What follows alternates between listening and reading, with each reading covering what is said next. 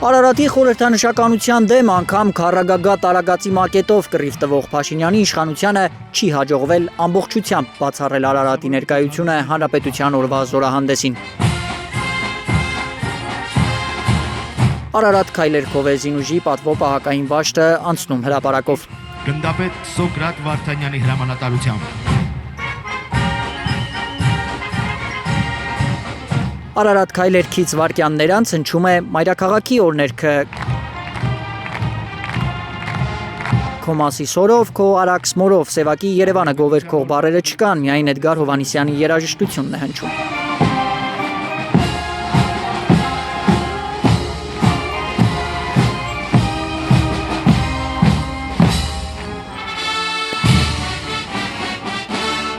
Երազի իմ երկիր հայրենին հայոց բանակի երբեմն մի օրներքը առաջին անգամ չի հնչում զորահանդեսին Հանրապետության հրապարակում։ Ողջունիր! Զինուժի նոր կապույտ մարտական դրոշն է Եռագույնի ու բանակի պահապան Աշոտ Երկաթի Սուրբ Խաչի հետ հրապարակ բերվում։ Հայկական բանակի դրոշի նման փոխվել է նաև գեներալական համազգեստը։ Մանուշակագույն համազգեստին սակայն գեներալ Ասրյանը դեռ կրում է 2013-ին ստացած մարտական ծառայության մեդալը։ Նա է Հանրապետության օրվան նվիրված զորահանդեսի հրամանատարը։ Հանրապետության օրվան նվիրված զորահանդեսին մասնակից զորքերը շարված են։ Բանակի ազգային անվտանգության ծառայության 14 ստորաբաժանում է շարված հրապարակում Սուրեն Պապիկյանը նրանց ՔՊ կուսակցության քարոզչական տեքստը հիշեցնող խոսքերով է ողջունում։ Հարգնահատակներին եւ կեցե Հայաստանի Հանրապետությունը։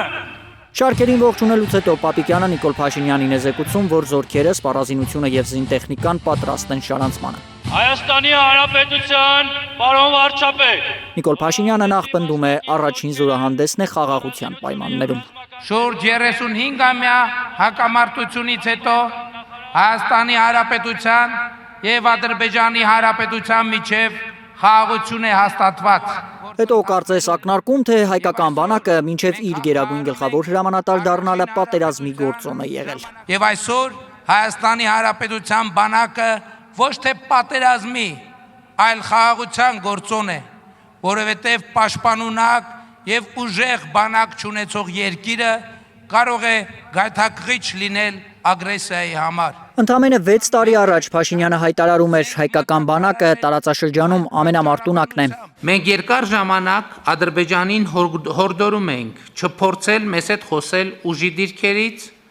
ուժի լեզվով եւ ուժի սպառնալիքներով։ Այս հայտարարությունից մեկ ամիս անց Վեհափարտեր նա Սարդարապատում վերահաստատել էր ասածը։ Ունենք տարածաշրջանում որոշիչ ազդեցություն ունեցող մարտունակ եւ ինտելեկտուալ բանակ։ Հիմա Փաշինյանն ասում է ամեն ինչ նոր է այս բանակում, նույնիսկ մարտունակությունը։ Նոր հոգեբանությամբ եւ նոր մարտունակությամբ։ Հանրապետության օրը շնորհավորող Փաշինյանը հստակ սահմանում է բանակի խնդիրը, ոչ մի քայլ Հայաստանի ինքնիշխան տարածքից դուրս։ Բանակի միակ խնդիրը Հայաստանի Հանրապետության միջազգայինորեն ճանաչված ինքնիշխան տարածքի պես պաշտպանությունն է եւ մեր բանակը չպետք է կիրառվի Հայաստանի միջազգայինորեն տարածքից դուրս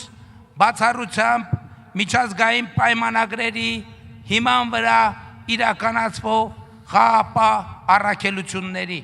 Փաշինյանը պնդում է, թե այսօր ցուցադրված զենքերը հնարավոր է եղել ձեռք բերել միայն 2022-ի հոկտեմբերի 6-ից հետո։ Այդ օրն էր Պրահայում Փաշինյանը Արցախը ճանաչել Ադրբեջանի կազմում։ Ահա միայն այս համաձայնությունից հետո սպառազինությունների միջազգային շուկան բացվեց Հայաստանի համար։ Ըստ Փաշինյանի 7 երկրներից գնված զինտեխնիկա է ցուցադրվում Հանրապետության հրապարակում։ Ալբերտ Սերոպյան, Հայլուր։ 5-րդ բանակային զորամիավորում հրամանատար